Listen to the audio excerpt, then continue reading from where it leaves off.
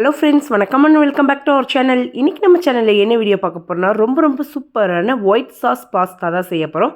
வாங்க இந்த white sauce pasta எவ்வளோ சுலபமாக ஈஸியாக செய்யலான்றதை நம்ம இந்த வீடியோவில் பார்க்கலாம். நம்ம சேனலில் இப்போ தான் நீங்கள் புதுசாக பார்க்குறீங்க, இன்னும் சப்ஸ்கிரைப் பண்ணல அப்படின்னா மறக்காமல் சப்ஸ்கிரைப் பண்ணிக்கோங்க. உங்களுக்கான நல்ல வீடியோஸ் ரெகுலராக நான் அப்லோட் பண்ணுவேன். வாங்க இப்போ வீடியோக்குள்ளே போய் இந்த சூப்பரான ஒயிட் சாஸ் பாஸ்தா எவ்வளோ சுலபமாக ஈஸியாக நம்மளே நம்ம வீட்டில் தயார் பண்ணலான்றதை நம்ம இப்போ பார்க்கலாம்.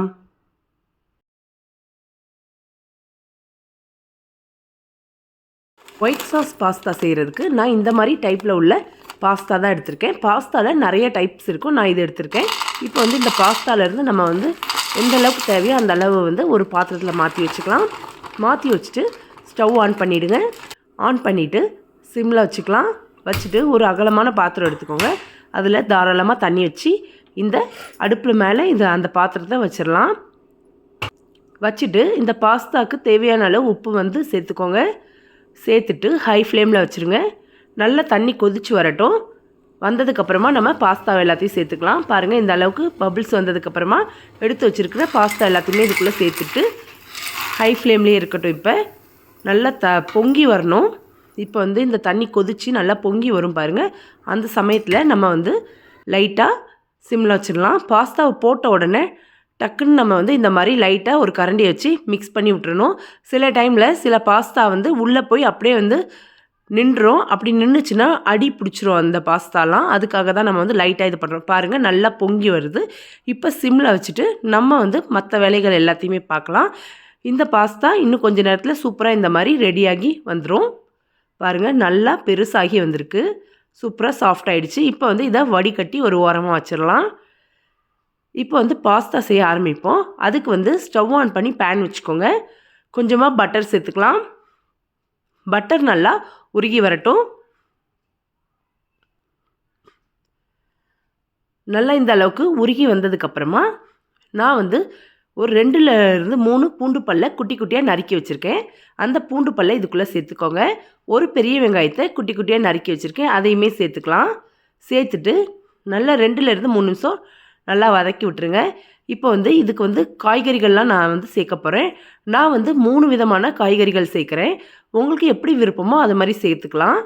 நான் இன்றைக்கி கேரட் எடுத்துருக்கேன். ஒரு கப்பில் கேரட் சேர்த்துட்டு கூடவே 1 கப் அளவுக்கு பீன்ஸ் சேர்த்துக்கிறேன். கூடவே 1 கப் அளவுக்கு உருளைக்கிழங்கு சேர்த்துருக்கேன். நீங்கள் எந்த காய் விருப்பப்படுறீங்களோ அதை சேர்த்துக்கலாம். தேவையான அளவு உப்பு சேர்த்துக்கோங்க. இதில் சோளம், குடமிளகாய் இந்த மாதிரி எல்லாமே கூட சேர்க்கலாம். சேர்த்துட்டு நல்லா கலந்து விட்டுருங்க. கலந்து விட்டு ஒரு 2லேருந்து 3 நிமிஷம் மூடி போட்டு வைப்போம். இந்த ஆவிலேயே கொஞ்ச நேரம் இந்த காய்கறிகள்லாம் வெந்து வரட்டும். அதுக்கப்புறமா நம்ம தண்ணி தேவைன்னா தண்ணி ஊற்றிக்கலாம், இல்லைனா அப்படியே விட்டுடலாம். நம்ம சேர்த்துருக்கிற காய் எல்லாமே சீக்கிரமாக வேகாது. லைட்டாக தண்ணி சேர்த்தோன்னா ஒரு 2லேருந்து 3 நிமிஷத்தில் சூப்பராக ரெடி ஆகிரும். அதனால் 1/4 கப்பை விட குறைவாக தண்ணி சேர்த்துட்டு நல்லா மிக்ஸ் பண்ணிவிட்டு திரும்பவும் லைட்டாக மூடி போட்டு வச்சுருந்தேன். மூடி எடுத்து பார்க்கும்போது இந்த மாதிரி நல்லா சாஃப்டாக வெந்து வந்துருச்சு. பாருங்கள், இந்த அளவுக்கு வெந்தால் சரியாக இருக்கும். எல்லாமே நல்லா சாஃப்டாக வெந்துருச்சு. இப்போ ஸ்டவ் ஆஃப் பண்ணிவிட்டு இந்த காய்கறி பாத்திரத்தை அந்த பக்கம் எடுத்து வச்சிடலாம். ஸ்டவ் ஆன் பண்ணி வேறு பேன் வச்சுக்கோங்க. அதில் கொஞ்சமாக பட்டர் சேர்த்துக்கலாம். பட்டர் நல்லா உருகி வரட்டும். பாருங்கள், நல்லா உருகி வந்திருக்கு. இப்போ பட்டர் உருகின உடனே நம்ம உடனே டக்குன்னு 1 டேபிள் ஸ்பூன் அளவுக்கு மைதா மாவு சேர்த்துக்கணும். பட்டர் ஓவராக குக் ஆகிடுச்சுன்னா கோல்டன் கலராக மாறிடும். அதுக்காக தான் மைதாவை சேர்த்த உடனே நல்லா கலந்து விட்டுருங்க. இல்லைன்னா கட்டிகள் விழுந்துடும். கட்டிகள் விழாமல் நல்லா இதை ஒன்று போல் தேய்ச்சி இந்த மாதிரி கலந்து விட்டிங்கன்னா ஈஸியாக சுலபமாக வந்துடும். கட்டிகள் இல்லாமல் தான் நம்ம பண்ணணும். நான் இப்போ இந்த மைதா மாவு சேர்த்ததுக்கப்புறமா நம்ம 1 கப் அளவுக்கு பால் எடுத்து இதுக்குள்ளே சேர்த்துக்க போகிறோம். நான் அந்த 1 கப்பு பாலையும் ஒரே டைமில் சேர்க்காம 2 முறையாக 3 முறையாக தள்ளி சேர்த்தேன். 3 முறை. ஃபஸ்ட்டு 2 முறை இப்போ சேர்த்துக்கிட்டேன். ஃபைனலாக நம்ம பாஸ்தாவை இறக்க போகும்போது ஒரு டைம் சேர்த்துக்கிட்டேன். சேர்த்ததுக்கப்புறமா நல்லா இந்த மாதிரி மிக்ஸ் பண்ணிவிடுங்க. தேய்ச்சி மிக்ஸ் பண்ணணும். அப்போ தான் கட்டிகள் இல்லாமல் நல்லா எல்லாமே ஒரே மாதிரி கிடைக்கும். பாருங்கள், இது கொஞ்சம் சாஃப்ட் ஆகிடுச்சு. திரும்ப ஒரு முறை நம்ம சேர்த்துக்கலாம் பாலை.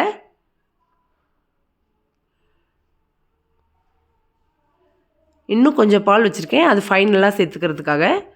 இப்போ திரும்பவும் நல்லா கலந்து விட்டுருங்க. கலந்து விடுறதுக்கு ஒரு 2லேருந்து 3 நிமிஷம் கொஞ்சம் டைம் ஆகும். நல்லா தேய்ச்சி கலந்து விட்டிங்கன்னா தான் இதில் கட்டி சேராமல் நல்லா எல்லாமே ஒன்று போல் வரும். இந்த மாதிரி இது லைட்டாக கொதித்து வரட்டும். இப்போ வந்து நம்ம ஏற்கனவே வேக வச்சு வடிகட்டி வச்சுருக்கோம்ல பாஸ்தா, அந்த பாஸ்தா எல்லாத்தையுமே இதுக்குள்ளே சேர்த்துக்கலாம். சேர்த்துட்டு நம்ம காய்கறிகள்லாம் ரெடி பண்ணி வச்சுருந்தோம்ல, 3 விதமான காய்கறிகள், அந்த காய்கறிகள் எல்லாத்தையுமே இதுக்குள்ளே சேர்த்துக்குவோங்க. சேர்த்துட்டு நல்லா கலந்து விட்டுறலாம். நல்லா ஒன்று போல் கலந்து விடுங்க.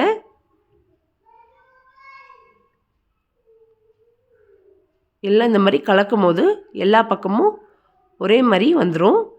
அதுக்கப்புறமா நம்ம என்னென்ன பொருள் சேர்க்கலான்றதை நான் சொல்கிறேன்.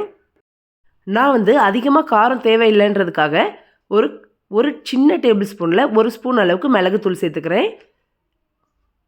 நீங்கள் வந்து காரம் அதிகமாக சேர்ப்பீங்கன்னா அதுக்கேற்ற மாதிரி சேர்த்துக்கோங்க. குழந்தைங்களாம் உங்கள் வீட்டில் சாப்பிட்றாங்க அப்படின்னா நீங்கள் காரம் கம்மியாக சேர்த்தாவே உங்களுக்கு நல்ல டேஸ்ட் கிடைக்கும். மிளகுத்தூள் சேர்த்துட்டு கூடவே கொஞ்சமாக உப்பு சேர்த்துக்கலாம். கொஞ்சமாக சில்லி ஃப்ளேக்ஸ் சேர்த்துக்கோங்க. நீங்கள் நார்மலான சில்லி சேர்க்காம காஷ்மீரி சில்லியை இந்த மாதிரி அரைச்சி சேர்த்துக்கிட்டிங்கன்னா ரொம்ப வந்து காரம் இருக்காது. கொஞ்சமாக ஆர்கானோ சேர்த்துருக்கேன். சேர்த்துட்டு நல்லா கலந்து விட்டுறலாம். கலந்து விடுங்க. எல்லாத்தையும் ஒன்று போல் கலந்து விட்டுட்டு நம்ம ஏற்கனவே கொஞ்சம் பால் எடுத்து ஓரமாக வச்சுருந்தோம்ல, அந்த பாலையுமே நம்ம இப்போ சேர்த்துக்கலாம். சேர்த்துக்கிறதுக்கு முன்னாடி கொஞ்சமாக சீஸ் சேர்த்துக்கிறேன். சீஸ் சேர்த்தா ரொம்ப டேஸ்ட்டாக இருக்கும்.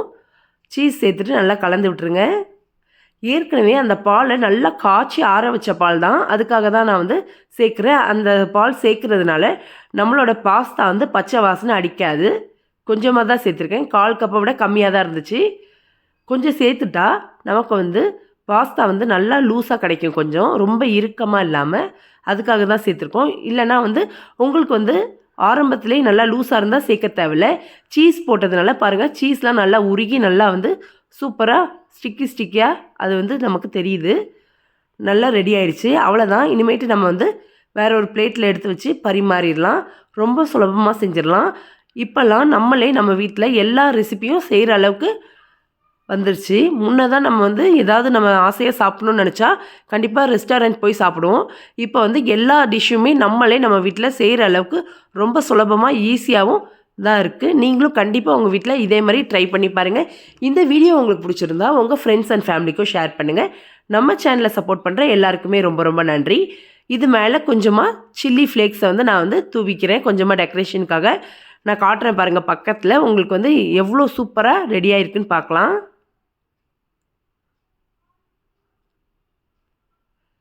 பாருங்கள். Thank you friends.